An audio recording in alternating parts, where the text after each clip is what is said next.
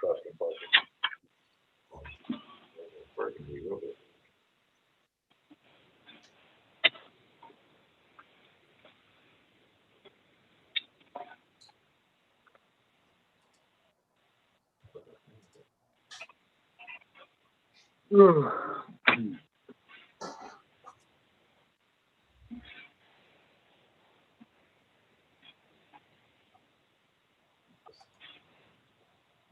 Wait for this part to load, and then I know that we're live. And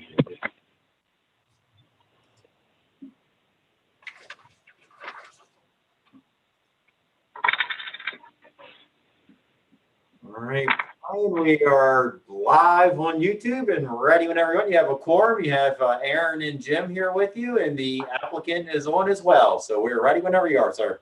Thank you very much. Appreciate it. Okay, let me just expand my window here.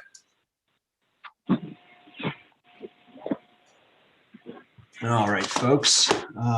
Welcome to our Board of Zoning Appeals hearing tonight. My name is Brian Kritika. I'm the chairperson. With me tonight, I have Jim Stauffer and Aaron Smith, two of the members of the board.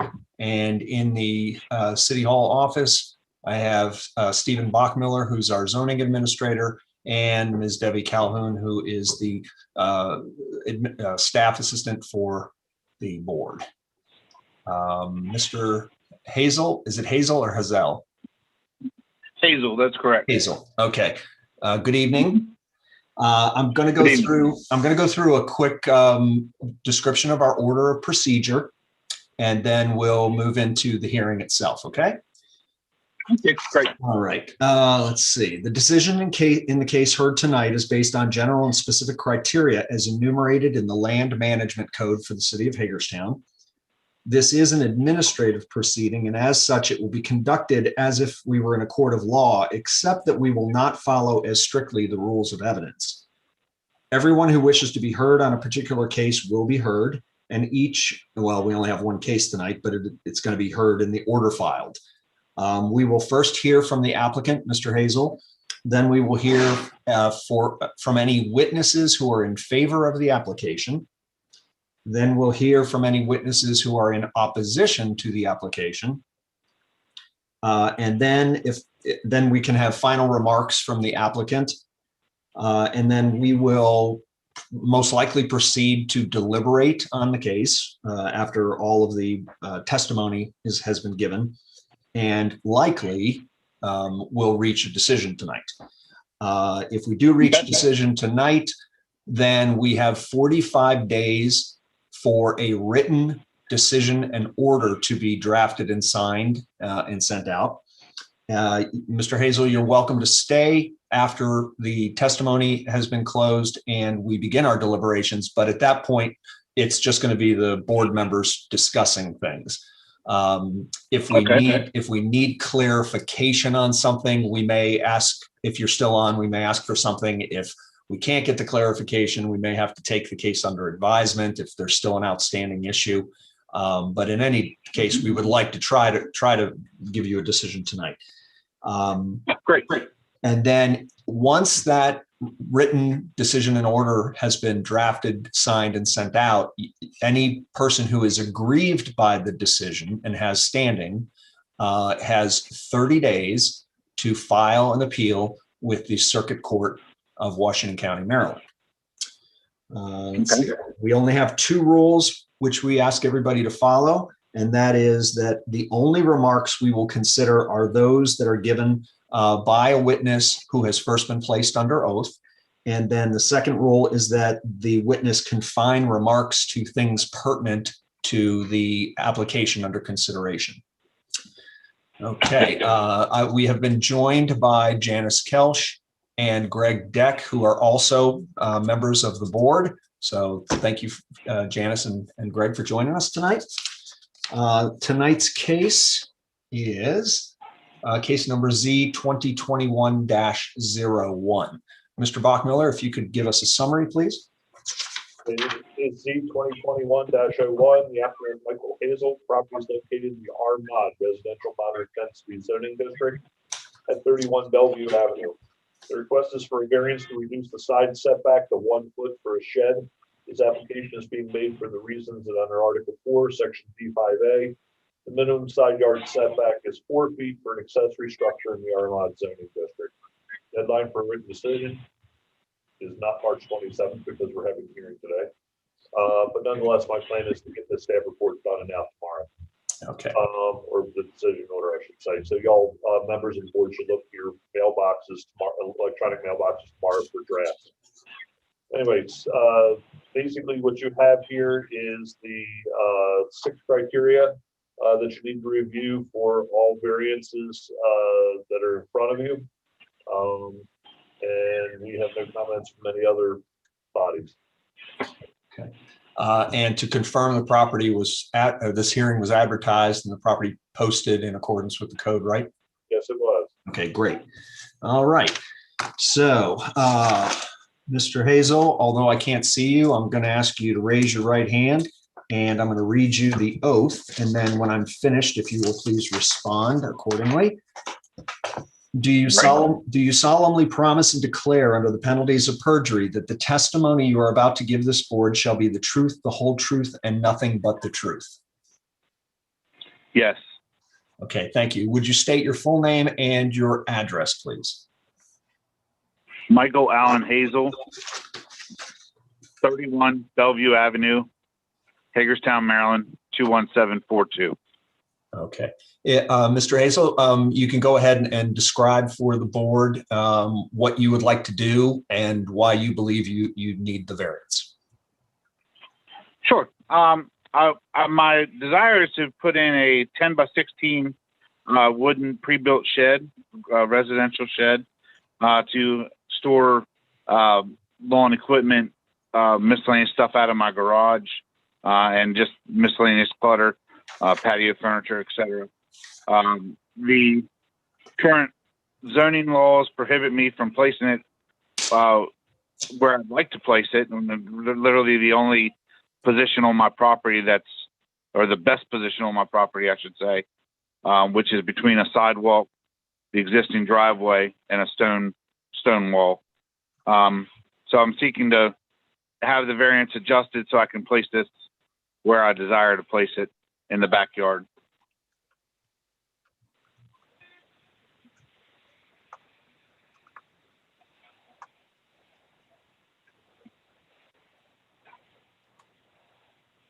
Brian, you're muted. Sorry about that. There are 6 criteria which we have to evaluate tonight in the context of a variance. And I did notice that with your application, you provided some typed up points for each criterion. If you could go ahead and address those for us, please.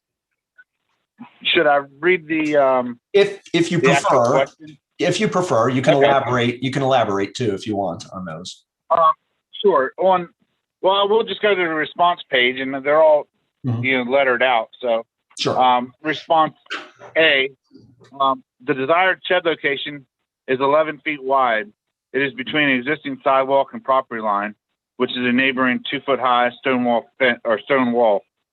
The left side of the shed will be adjacent to the paved parking area that extends to the rear of my property.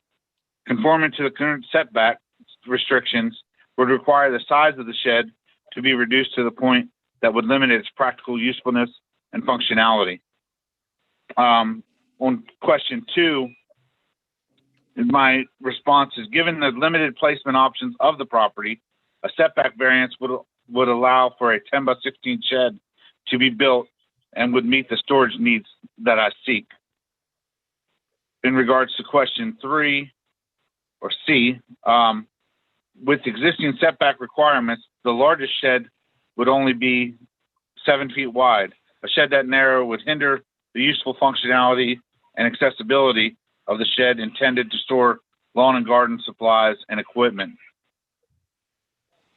For question D, the variance requested is to allow for a pre-built shed of modest size to be located 3 foot closer to the property line. Answer to question E, the desired shed is only 11 feet wide, which the desired shed location is only 11 feet wide, which is situated between the existing sidewalk and property line and an adjacent paved parking area. And for F,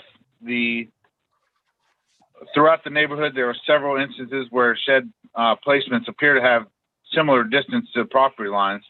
The location, size, and aesthetics of the proposed shed is complementary to the property's existing home in both style and color scheme. The location will utilize the paved parking area and sidewalk for access to the shed, which also creates an intentional, inclusive design and plan setting. And those are my responses to those 6 criteria.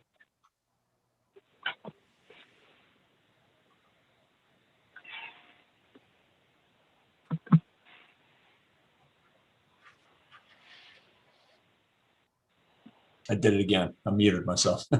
Is there anything else that you'd like to present to us before we begin our questions to you? No, I think it's, I believe you guys have or ladies and gentlemen have these responses in front of them, correct? If they received the packet that I did, yes, we would. Yes. We would all have this, Yeah. Including your drawing. Would you like Correct. Would you like to be these responses, written responses, and your drawing to be added to the record as exhibits? Please. Okay. Any objections Yes. if there are any objections from the board members, let me know. Otherwise, they'll be added to the record as applicants exhibit 1 for the responses and 2 for the drawing. Okay, hearing none, they are accepted. Okay, my first question is with regard to item E on your responses. The criterion is explain how the property owner has not created the conditions. So my question to you is, did you build the existing garage back there? No, I did not. So it was there when you bought the property, correct? That is correct. And the existing sidewalk, was that also in before you bought the property? It was in. I just recently replaced it, and it's over top of not over top, but in the same position as it was. Okay. Yep. Okay. Yep. Do you use the paved area between the garage and where you intend to put the shed for other purposes? Yeah, right now it is used for. I have like a snow blower sitting out there. I have some other outside or other lawnmower equipment and such. And those are things that I plan on putting in the shed. I also use it for parking because currently I have a car that's all legally tagged and insured, but I have parked in the alley. Okay. And I'd like to get that back onto my property as well. Okay. And is that not sorry, go ahead. Oh, I'm sorry. My intent is to keep it. All the vehicles that I own 6 vehicles, and 4 of which are parked at the property in the back. Okay. And then I also have. So that's okay. typically. And where I'm going with this question is, I wanted to know why the shed couldn't be placed on the paved area between the garage and the grass, because that seems to have sufficient room to be 4 feet off the side yard. But if you're using that for other vehicle parking and so on, then that kind of explains it. Cool. And if you're not, and I'm assuming you're not really supposed to be parking in the alley. Well, it's technically it's CSX property, Mm-hmm. and they don't say anything to me. Okay. I've talked to many of the crews out there, but there's a lot of foot traffic that comes down that alley, Mm-hmm. and I have had my car egged once, so I'd prefer to have it out of the alley. Okay. So that paved area. That paved area I use it for behind the garage. parking. Okay, got it. All right. And I think, let's see. Chairman, staff does have one quick question. Mhm. The zoning ordinance limits accessory structures to no more than 900 square feet total floor area. I have no idea how large that garage is. It looks like it says on the drawing 20 by 24. So that's. That is correct. And so it's well under 900. Okay. I think with the addition of the shed, I calculated somewhere around 650 in the aggregate. Okay, so they're under the 900. Yeah, they're under the 900. That's all I had. Thank you. Okay. Thanks, Mr. Bachmiller. Okay. Does any other board member have a question while I'm compiling my thoughts? Well, Brian, I had the same question as you about the sidewalk. It seems that if it was a straight shot back, that the variance would not be required. Yeah. But we've gotten the answer from that. Okay. Yeah. There is a big maple tree. That's why it has that zig in it. Mm-hmm. It used to be where it goes from the paved area towards the house. It used to be a straight shot that way at 11 feet, essentially. So I put the zig in it to line up with the back door of the house. Right. Yeah, I noticed that on the Google view. You could see the big tree blocking that portion of your backyard. It was hard to see back there. Okay.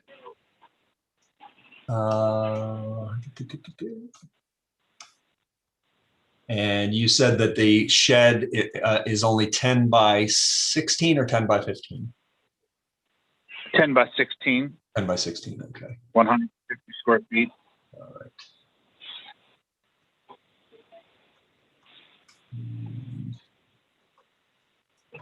Okay. And is it up? Do you have it up on skids or something like that to keep it up off the ground? Is that how?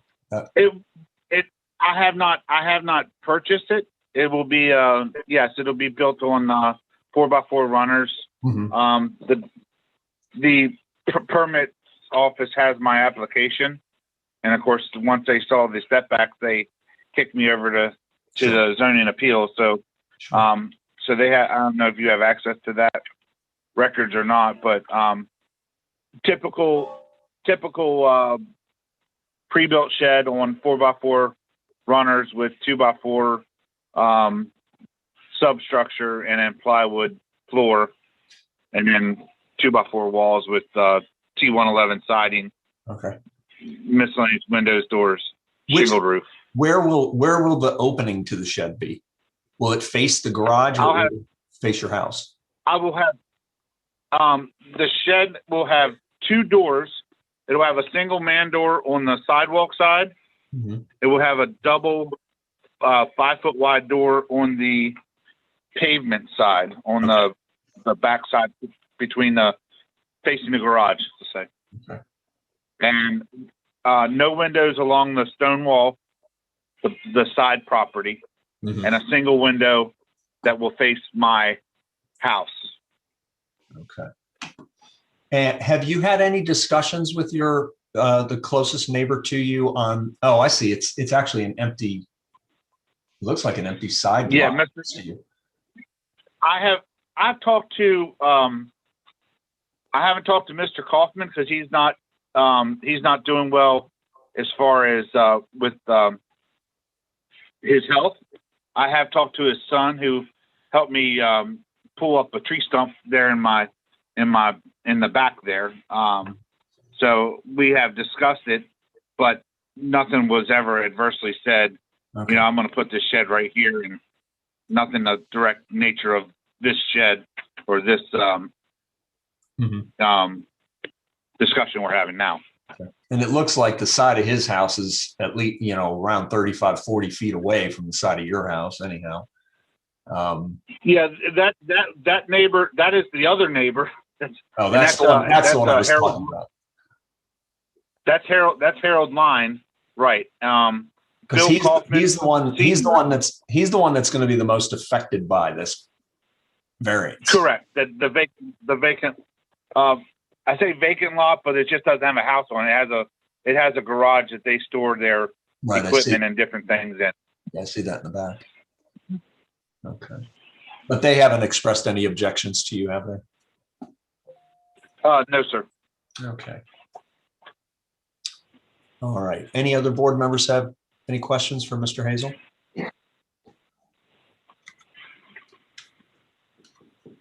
Okay, hearing none, we'll move. Thank you, Mr. Hazel. Now we will, are there any persons who are to testify in favor of the application for you, Mr. Hazel? Tonight? I do not have any. Okay. That myself. And Mr. Bachmiller, no one has signed in online or anything? Okay. All right. Are there any witnesses on the call in opposition to the application? I don't believe so. Okay. So Mr. Hazel, if you have anything else to address before I close the testimony portion? I just wanted to reiterate the design and style of the shed, keeping the color scheme same as the house, just to keep everything aesthetic, not to be an eyesore. I try to clean my property.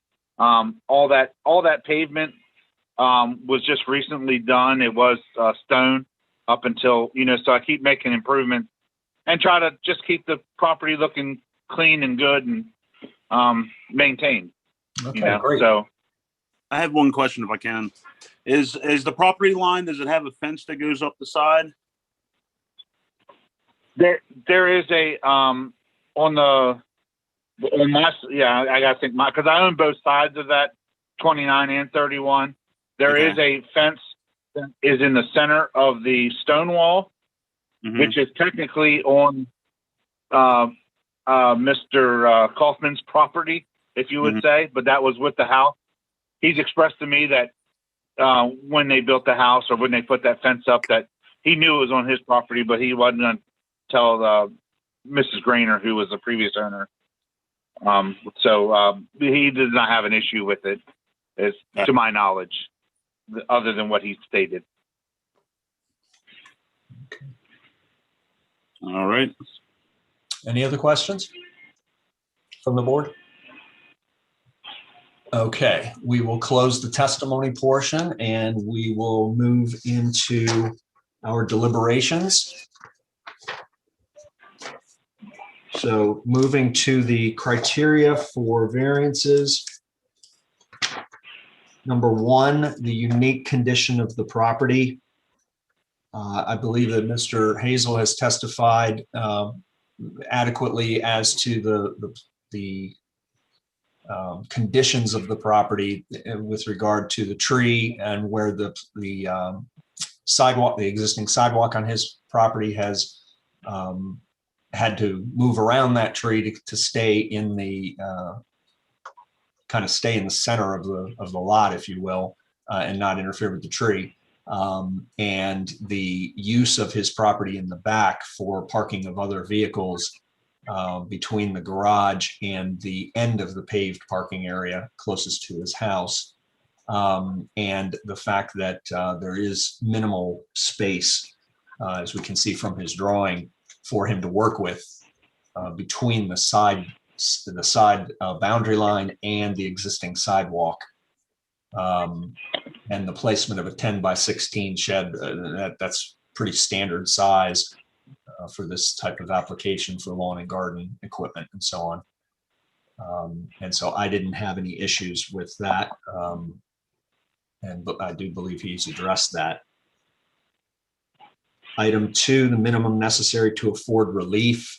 A 10-foot wide shed is not an egregiously sized shed, and placing it along the existing sidewalk and causing it to be a foot off the side boundary line is the best he can do in that location, unless he moves it right up against the house and turns it in a very weird way, which, it would be not aesthetic at all and probably not very commonsensical, if you will. And certainly putting it back on the existing paved area by his garage would limit his ability then to use it for his other vehicles that he has and is entitled to have on his lot in an appropriate parking area. The third criterion is compliance would preclude common use. This is the type of duplex that we see quite a bit in and around that neighborhood. And other properties, I'm sure, have sheds in their backyards. And don't really have. Brian, if I Go ahead. if I might add, I Sure. did drive the area, and there are other sheds that appear to be non-compliant to the code. So, Okay, thank you, Greg. Yeah, so given the fact that he's got the sidewalk configuration the way necessary for the existing tree in the backyard, it's obvious that his common use is, it's kind of forcing him into that quadrant of his rear yard. If we had a literal interpretation, it would preclude him of common uses that are commonly enjoyed by other similar properties. Criterion 4, no special privilege. Again, if we had similar situations with other properties in this particular zoning district, we would likely come to the same conclusion given the difficulties in the situation of this particular configuration of lot. So I don't think it would be a special privilege, given that he's satisfying the other criterion as well. Criterion 5, is this a self-created hardship?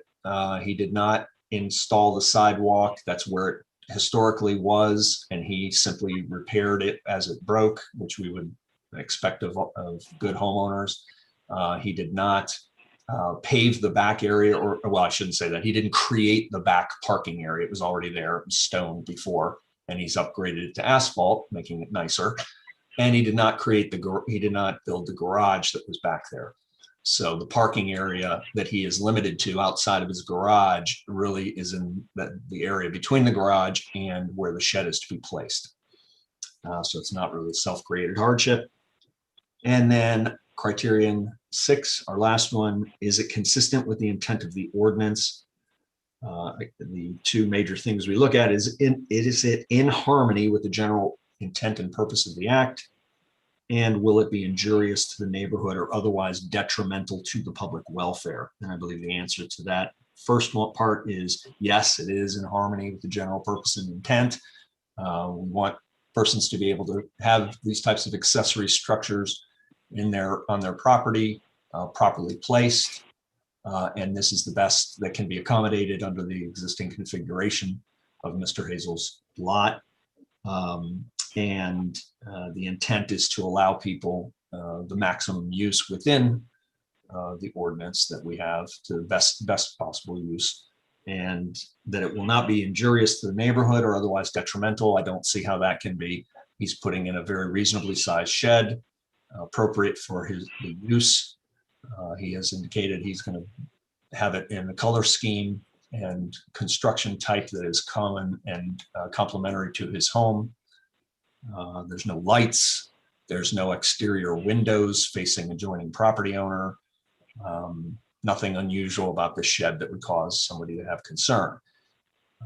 The only issue is the setback, and this is an appropriate thing to consider. So in my opinion, all 6 criteria have been met. Are there any differences of opinions or other discussion from the board members? Brian, I need some clarification. I'm wondering if I have the latest copy of the code. This is a duplex, correct? It is. And therefore, it's a 2-family dwelling in the RMOD district. I believe that's correct. I show the minimum width to be 10 feet in my copy of the code. That's for the principal structure. Yeah, that's not for the accessories. Oh, thank you. Yeah, no problem. I was confused too. I jumped immediately to the bigger chart as well. All right. So yeah, Thank goodness. So he's looking for only a variance from the 4-foot to be able to move the shed to 1 foot off the boundary line. So a 3-foot variance. Now I see it. The small chart, excuse me. Yes, the small chart. Any other questions from the board or comments? Okay, hearing none, I'll entertain a motion.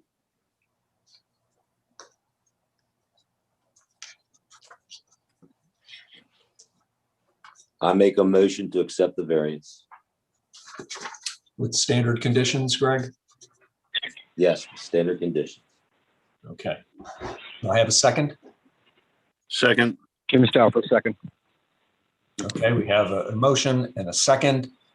I'll ask all in favor to say aye or yes. Aye. Aye.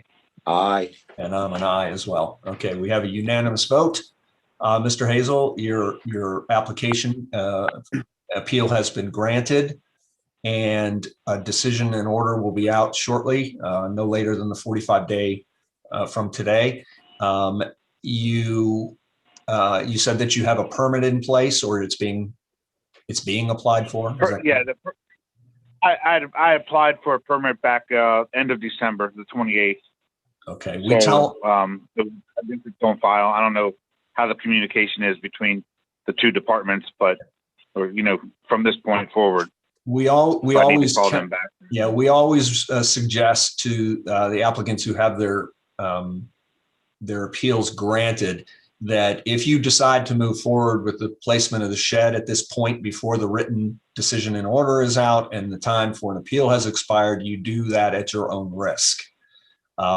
Yes, Probably I'll wait. probably a good idea to wait for the decision and then count down 30 days after that before you put in your shed, just in case somebody comes out and files an appeal to the circuit court. Otherwise, I'll sign off. somebody's getting a shed.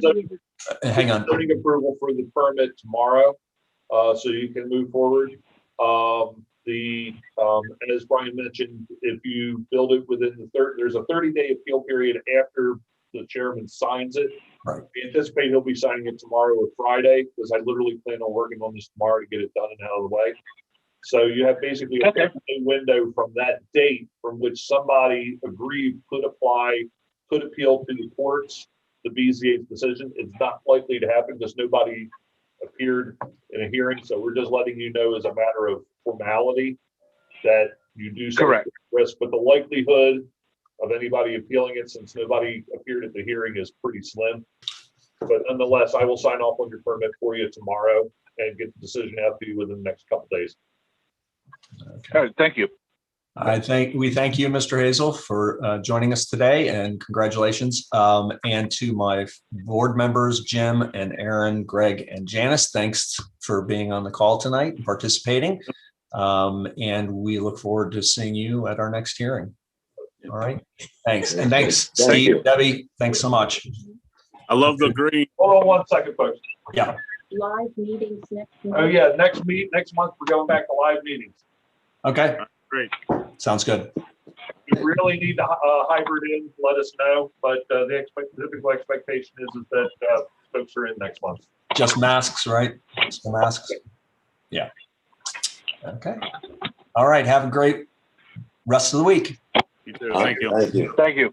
I didn't see any more green other than Oh, that. I know. I forgot.